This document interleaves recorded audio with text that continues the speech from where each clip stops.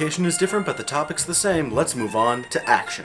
Now, I will immediately grant that the third movie's action probably has some of the more interesting action scenes, but I really hesitate to give that movie the action award because of how the action is treated.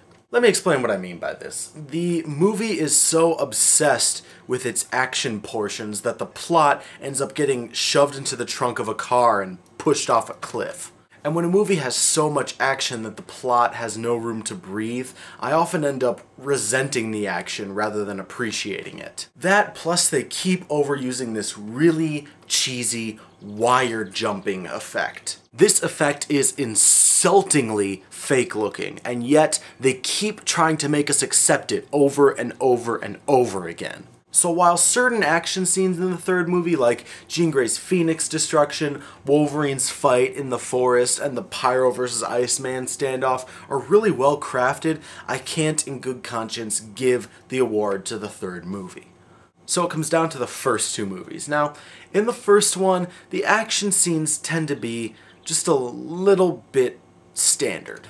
There are some pretty good ones, like Wolverine's bar fight and parts of the scene at the train station. And the final bits that take place at the Statue of Liberty torch are honestly really good. Because they not only have a great sense of dramatic tension to them, but they also show the team working as a unit, combining their collective strengths together to defeat Magneto. But the majority of it feels very unnatural and choreographed, especially when they delve into the aforementioned wire fighting stuff. In light of this, the second movie really does win the action category in my mind.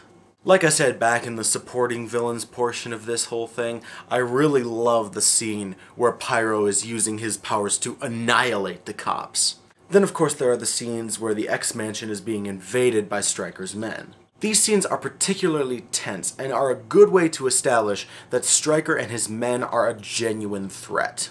On top of that, there are some really cool action scenes when they're sneaking around the base at Alkali Lake, as well as the amazingly suspenseful and visceral fight between Wolverine and Lady Deathstrike, all leading up to them having to escape the face before they are overrun by floodwater. Unlike the third movie, every single portion of the action is really very well thought out, and each scene has a clear and concise point. For this, it wins the action category. So once again, it all comes down to story, so come back tomorrow for our conclusion.